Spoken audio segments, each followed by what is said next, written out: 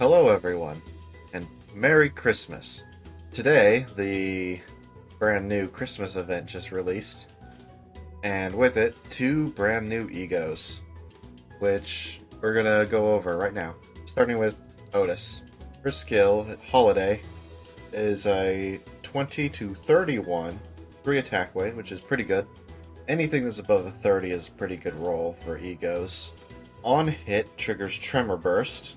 After attack, apply 1 damage up for the affinity with the highest resonance count to 4 allies with the least SP, and heals 20 SP for 4 allies with the least SP.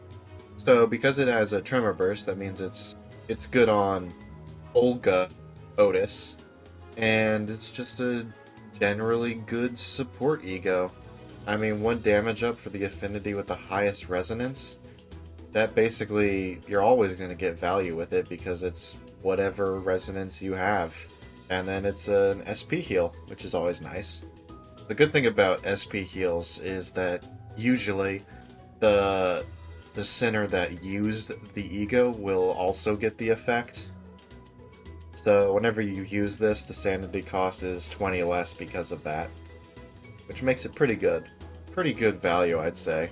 The corrosion is a 34 to 19? Yeah, 19. 34 to 19. 5 attack weight. That's a significant increase, plus 2. For attack, this unit loses 10% HP. On hit, target loses 10 SP. Trigger Tremor Burst. Inflicts 2 fragility for the affinity with the highest resonance count.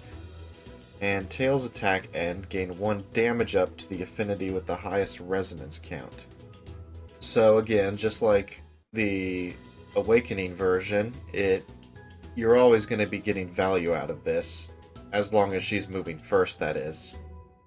The thing about this skill is, since it's on hit, it means that she has to be the one moving first to actually get the value out of it, so you definitely want to be using it on faster identities. And also because the Tremor Burst is like, Olga's a good use, and the 7 section Otis is also good because of how fast she is. She's usually moving first. So those 2 identities are definitely ones that would like to run this ego, I think. Passive, Fair Presence. When applying positive effects to other allies with skill effects or coin effects, randomly select one of the following effects. Burn, Bleed, Tremor, Rupture, or Sinking, then inflict 1 potency of the selected effect to 1 random enemy. Activates 5 times per turn, can be applied up to 5 times per enemy. It's not that good of a passive. I mean, anything that's random effects is just not good, because there's no consistency to it. I mean, sure, you can inflict, like, Tremor, but who's to say you're actually going to be able to get value out of that? I mean, this skill itself bursts Tremor, but if you don't actually have any Tremor IDs, then it's only going to be bursting it for 1, which is terrible. Not very good. Not a very good passive, but the actual attack itself is pretty good. Very good support ego, I'd say. Moving on to Heathcliff's. This one is a Zane ego, which is pretty cool. I always like Zane egos. We should honestly have more of them. They're few and far between. I think we only have 2 others. Is this our 3rd or 4th? I don't remember. I know we have Legerdemain and Soda for Ryoshu and Gregor. I kind of feel like there's another one, but I don't remember what it is. Anyways, rolls a 17 to 25. Decent. Attack weight 2. On hit, randomly select one of the following effects. Burn, Bleed, Tremor, Rupture, or Sinking, then inflict 1 potency of the selected effect next turn. Repeat the above process 2 plus highest Gluttony absolute resonance times 7 max.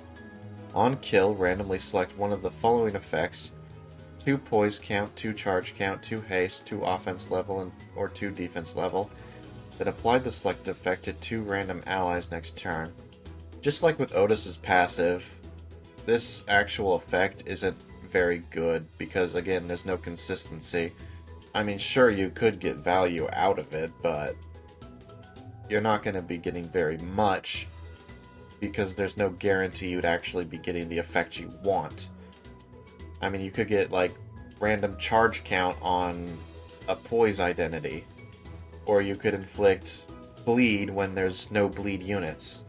There's a chance it could pay off, but generally speaking, Body Sack's actual effect is better. The haste and the attack power-up is definitely more worth it than this. So for the actual, like, attack itself, this one is inferior to Body Sack. Frozen version, 25 to 15, attack weight of 2. Targets the unit with the most SP. If the main target's SP is higher than 15, attack weight plus 1. Before attack, target loses 10 SP. Interesting, that's kind of cool. I mean, generally speaking, most enemies aren't going to have very high SP as long as you're, winning your clashes. So usually it's not going to gain that extra attack weight, but if you can pull it off, it's nice. On hit, randomly select one of the following effects and inflict, same thing. Again, random effects aren't good because there's no consistency and you can't actually get very much value out of it.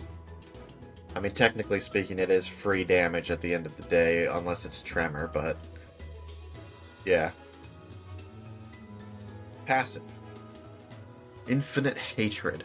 When this unit has a status effect or a negative effect, and if the main target or the attacker has a positive effect, inflict +1 more burn, bleed, tremor, rupture, and sinking potency to self and enemies with skill effects or coin effects. Gain +1 more poise and charge count with skill effects or coin effects. It's situational because it requires the... Oh no, never mind, hold on. So as long as you have a positive effect, this activates? Is that what that's saying? It says if the main target or the attacker would be Heathcliff, right? Has a positive effect. And then it says when this unit has a status effect or negative effect, which is the same thing. That seems kind of redundant. I wonder if that's like a translation error or something. Weird. That's definitely worded a little bit weirdly. I'm not quite sure if I understand it, but it seems like as long as Heathcliff has a positive effect, then this activates 100% of the time. So that's pretty nice. It means you get more poise and charge count on, his identities that have that. Definitely a good passive, that's for sure. I guess whether or not you want to run it over Body Sack is dependent on whether or not you want the on-hit effects of Body Sacks or the passive of this one. Because the passive of this is definitely better than Body Sack, but the on-hit effects of Body Sack are better. It's definitely a decent skill, though. It's not bad. The passive definitely makes it at least usable, so that's good. Anyway, that's basically it. See you guys later. Goodbye.